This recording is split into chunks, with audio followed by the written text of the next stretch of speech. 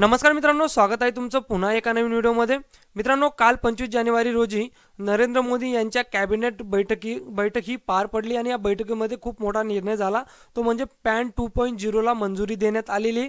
तुमचं जे जुनं पॅन कार्ड आहे ते आता बदलणार आहे आणि त्याची जागा आता पॅन कार्ड 2.0 हे घेणार आहे। तर हे नवं पॅन कार्ड कसं असणार आहे, तुमचं आत्ताचं पॅन कार्ड हे लगेचच बंद होईल का, याबद्दलची संपूर्ण माहिती आपण या व्हिडिओमधून बघणार आहे। तोवर जरी चॅनलवर नवीन असाल तर चॅनल सबस्क्राईब करून घ्या। मित्रांनो पॅन 2.0 आता तुमचे पॅन कार्ड बदलणार आणि सध्याचं कार्ड हे इनॅक्टिव्ह होणार का, तर चला तर जाणून घेऊया या व्हिडिओच्या माध्यमातून। तर मित्रांनो, आयकर विभागासाठी पॅन कार्ड 2.0 प्रकल्पाला मंजुरी देण्यात आलेली। पंतप्रधान मोदींच्या अध्यक्षतेखाली झालेल्या केंद्रीय मंत्रिमंडळाच्या या प्रकल्पाला हिरवा कंदील दिलेला आहे। केंद्र सरकार येत्या काळात या प्रकल्पासाठी सुमारे 1435 कोटी रुपये खर्च करणार आहे। मित्रांनो, सोमवारी आठवड्याच्या पहिल्या व्यापार दिवशी केंद्रीय मंत्रिमंडळाच्या 25 नोव्हेंबरच्या बैठकीत अनेक महत्त्वाचे निर्णय घेण्यात आले। या निर्णयांमध्ये एक असा निर्णय ज्यात तुम्हाला पॅन कार्ड 2.0 हे बघायला मिळणार आहे। हे पॅन कार्ड QR कोडसह जारी केले जाईल, जेणेकरून करदात्यांचा डिजिटल अनुभवामध्ये वाढ होईल। पंतप्रधान नरेंद्र मोदी यांच्या अध्यक्षतेखाली आर्थिक व्यवहारावरील कॅबिनेट समितीने म्हणजे CCE या निर्णयामागे सरकारचा उद्देश सरकारी संस्थांच्या सर्व डिजिटल प्रणालींमध्ये पॅनचा मुख्य ओळखकर्ता म्हणून वापर करण्याचा आहे। या प्रकल्पासाठी सरकारद्वारे एकूण 1435 कोटी रुपये खर्च। मित्रांनो, पॅन कार्ड 2.0 चा मुख्य उद्देश म्हणजे डिजिटल सुरक्षा मजबूत करण्याचा आहे, जेणेकरून फसवणूक आणि डेटा चोरीची शक्यता ही कमी होणार आहे।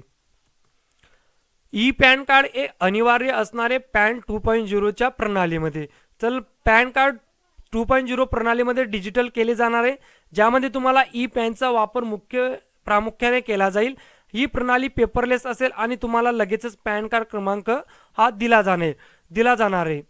आता जशा पद्धतीने तुम्ही जरी ई पॅन कार्डसाठी अर्ज करतात तर तुम्हाला विदिन 1 तासामध्ये तुमचं पॅन कार्ड हे जनरेट होत असतं, तर काही अशाच प्रकारे तुम्हाला पॅन 2.0 मध्ये ई पॅन कार्ड हे अनिवार्य असणार आहे आणि तुम्हाला लगेचच याच्या माध्यमातून अवघ्या काही मिनिटात तुम्हाला पॅन कार्ड नंबर हा दिला जाणार आहे। मित्रांनो, फिनटेक आणि बँकिंगसाठी सुलभ इंटरफेस असेल। हे सर्व बँकिंग आणि वित्तीय सेवांसाठी एक मजबूत आणि सुलभ इंटरफेस बनेल। आता पॅनला आधारशी लिंक करण्यासोबतच इतर आर्थिक डेटाही एकत्रित केला जाणार आहे।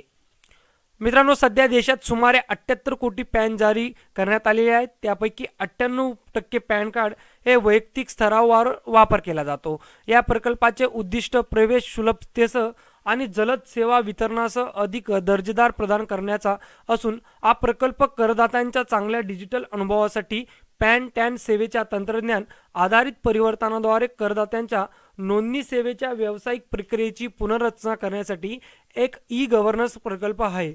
सरकारच्या विधानानुसार हे विद्यमान पॅन टॅन 1.0 इकोसिस्टमचे अपडेट व्हर्जन असेल। मित्रांनो, तर हे नवीन पॅन कार्ड जे असणार आहे पॅन कार्ड 2.0, तर हे QR कोडसह विनामूल्य जारी होणार आहे। याच्यासाठी तुम्हाला 1 रुपयाही द्यायची गरज नसणार आहे। मित्रांनो, पॅन 2.0 प्रकल्प तंत्रज्ञानाद्वारे करदात्यांच्या नोंदणी सेवांमध्ये मोठा बदल घडवून आणण्यास मदत करेल।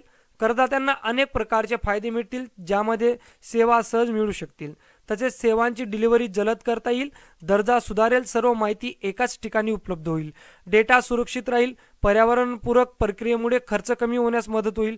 याशिवाय सरकारी एजन्सीच्या डिजिटल सिस्टीमासाठी पॅनचा वापर सामान्य ओळखकर्ता म्हणून केला जाईल, जो सरकारच्या डिजिटल इंडिया व्हिजनची सुसंगत आहे।